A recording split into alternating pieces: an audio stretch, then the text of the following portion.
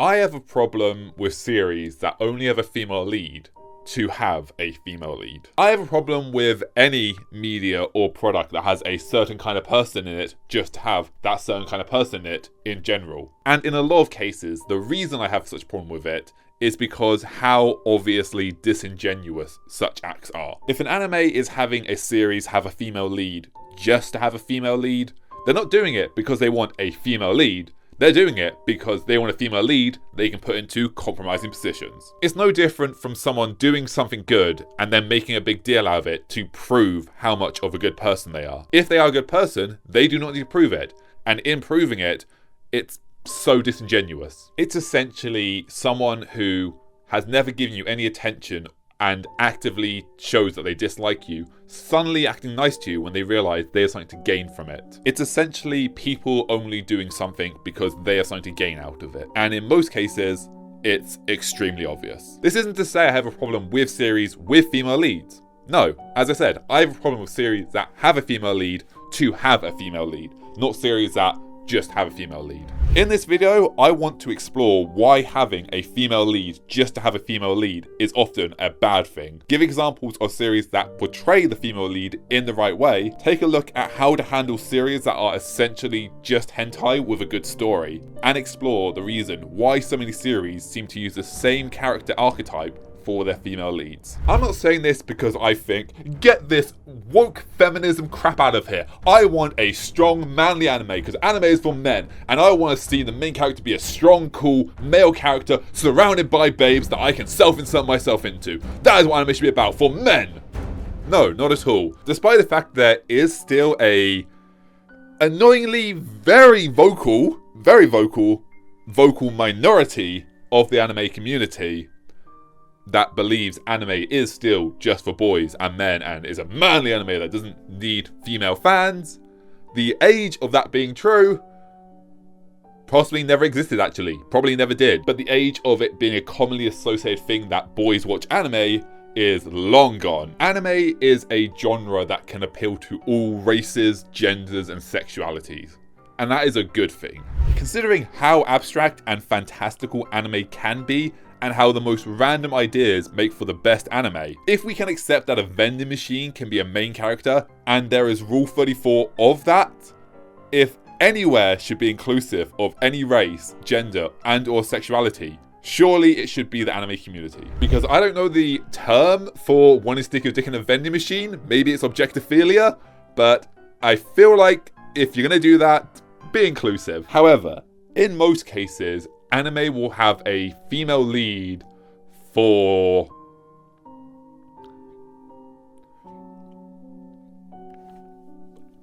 other reasons. Two particularly big reasons in most cases. But before we look at those things, let's first look at animes that do depict animes with female leads that show anime in a good way, where it's not an anime about a female lead, it is just an anime with a female lead, which will help us to better understand why animes that do this in a bad way, do it in a bad way, and why it's bad. Lucky Star and New Game are amazing animes with almost completely female casts, and are series you should check out if you haven't. Lucky Star is literally just a slice of life anime about an otaku high schooler and her friends, all of whom just happen to be girls. New Game is a series about a game development team making a new game, all of whom just happen to be girls. And while it's not an anime, another great example of a female-led story is Let's Play on Webtoons by Manga. A story about an indie game developer who gets their first game review bombed because a Let's Player didn't enjoy it. And honestly, the following 177 chapters of that story are one of the more real depictions of what YouTube life is actually like, and a realistic depiction of just what life is like. And it's so good. Please, Manga, come back. Please make the next season. These are all great examples of series that have a female lead, but aren't about the fact they have a female lead. And ultimately, I believe that is what makes the series so good, that their defining characteristic isn't something so trivial. I'll go more into it later, but in boiling a character down to their simplest aspects, it destroys any depth the characters has, which, you know, is all too common. None of these stories were about female characters who did things. They were stories about characters doing things who happened to be female. New Game absolutely would have still worked even if the genders were flipped. Lucky Star more or less would have worked with a few minor changes, because it'd be kind of weird if the story was 3 guys sat in a hot spring talking about their periods. And Let's Play would have still worked even if Sam had been switched with a male. These stories never felt like they were expressly written with the idea of, with our female main character lead. Instead, they felt like they were going, with our lead character, who happens to be a woman. One of the more famous examples of lead characters who happen to be female, as opposed to with our female lead, is Ridley Scott's Alien, which when the script was written by Dan O'Bannon, wrote the character that would go on to be Ripley as a futuristic unisex being who could switch out their genitalia in a modular manner. There are a few stories floating about on the internet as to why Ridley chose to ultimately make Ripley a woman. One story claims that Ridley Scott auditioned both men and women actors for the role. However, it wasn't until they decided Sigourney Weaver gave the best performance that Ripley was made a woman, as a woman would be playing them. Other stories claim Ridley Scott always intended Ripley to be a man, only auditioning Weaver at the request of a business associate. Both of these are half-truths, somewhat inaccurate, mixed history. The truth is, Ridley Scott had originally decided Ripley would be a male character, until one day early on in production when he was chatting with Alan Ladd, the at that time president of 20th Century Fox, who casually asked why Ripley couldn't be a woman, and from that moment on, Ripley was a woman. As said in an LA Times interview, Ridley Scott said, "I think the idea actually came from Alan Ladd Jr., Scott said. I think it was Alan Ladd, the president of 20th Century Fox, who said, 'Why can't Ripley be a woman?' And there was a long pause that at that moment I had never thought about. I thought, why not? It's a fresh direction. The ways I thought about it, and away we went. And I found Sigourney by word of mouth. Somebody had been told that Sigourney was on an off-Broadway stage doing something that I should meet. And I did," Scott said.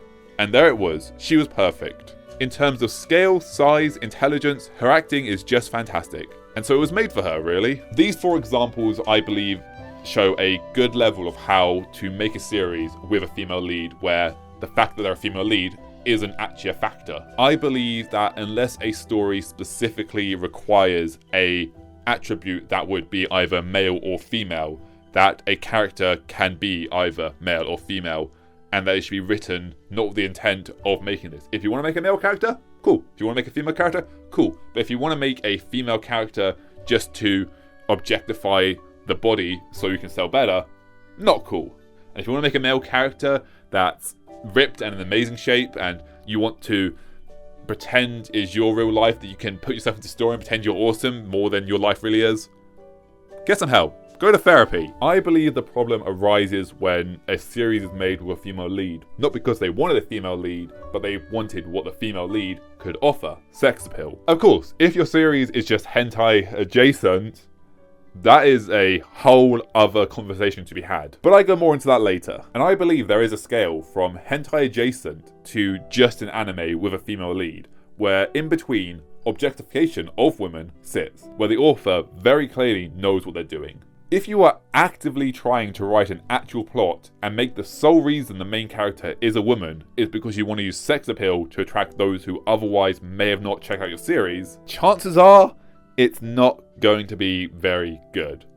And ultimately, all you're doing is undermining your own writing and telling the world that you don't believe you're a good enough writer to write a good story without relying on cheap tricks. In a way, using sex appeal to push your story that you yourself as the writer don't believe in is no different from those videos of Subway Surfer running parallel to them to keep your attention.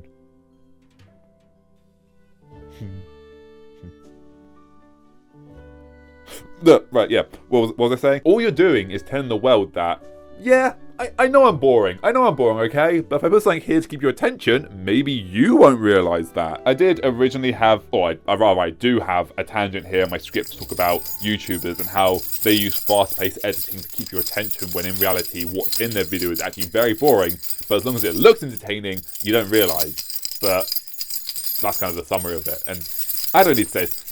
Everyone knows this. They use fast-paced attention just to keep your attention. It's not actually great. They do fast cuts. Moving on. While there are many series that do this, and there is a discussion on where it falls between attention grabbing and hentai adjacent, I want to mainly focus on one certain series, which is a fascinating series, not because the story that is told, but the story that isn't told.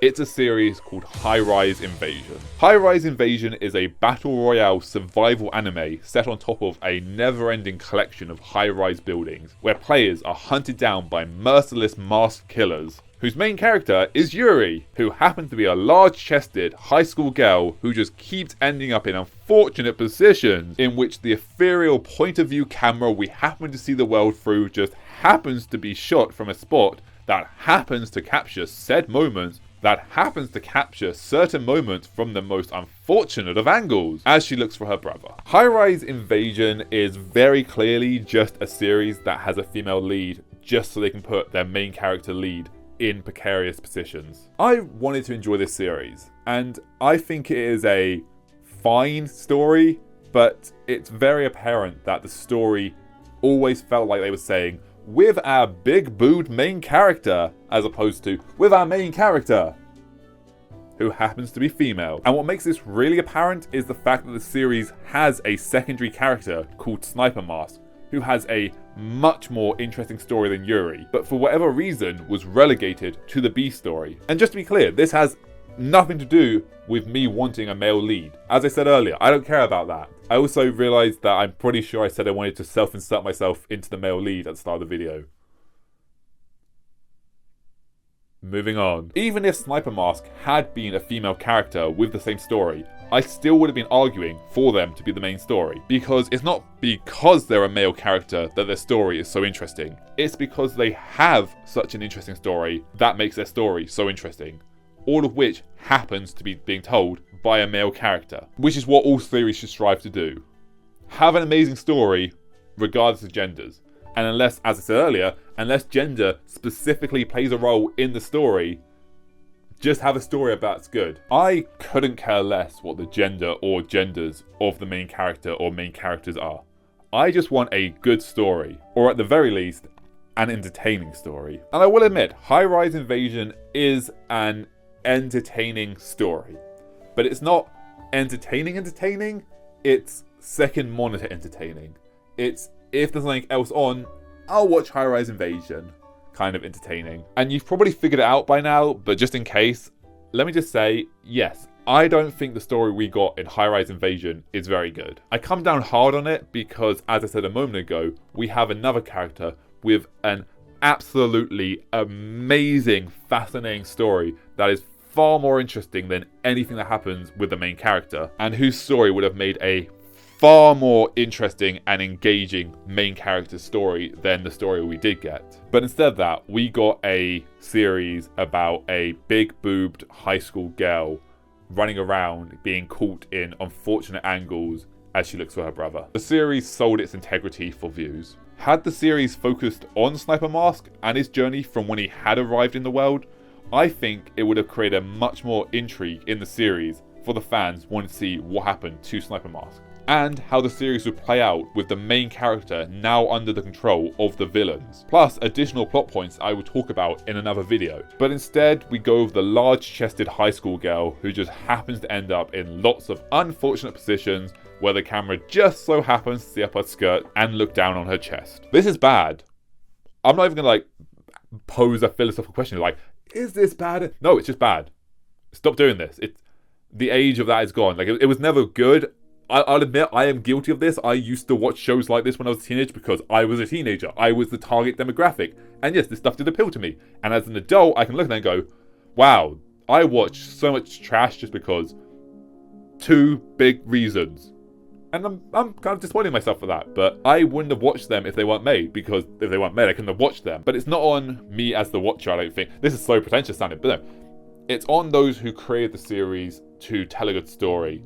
As opposed to, well, that's subjective, I guess. But it's disappointing and somewhat upsetting to see so many stories just made just for profit instead of creativity and passion. And I get it. The world's a tough place. If you rely on every paycheck to be able to survive, then yeah, I can understand why some series would do this and why so many series would rely on tropes that they know will get viewers. I can't fault anyone for that. I can't blame them for that. And it's a wider systemic problem that needs to be addressed. And I'm not saying that the author is a bad person for doing that. They just did what they needed to be able to pay for the next month's rent. But it still kind of sucks that creativity and amazing stories are sacrificed in lieu of lewdness. So why do so many stories rely on this trope? Why do so many stories have a attractive female character main lead who keeps ending up in unfortunate situations? As I just said, it's part of the hustle. I understand it. It's because they need eyes on their series. But at the same time, I believe the reason that they include the sexualization of characters like this is because they're writing shit and they know it's shit, and instead of trying to improve it, they just put something in there to distract you. Don't worry, you don't need a good story. Look at these two big things to keep you entertained. It sucks to see creativity stuff like that. However, what about series that are upfront about the sex appeal they use in their series? What about series where sex appeal is the story? What about harem, ecchi, and hentai adjacent series? Are they just as guilty? Are they worse? Or are they better somehow? Well, check out this video to hear my thoughts on that. Thanks for watching. As I'm making the video, the channel had this many subscribers. If you want to join the awesome number, it's only $9.95 a month or free if you press the button down below. I'll see you in the next video. Bye.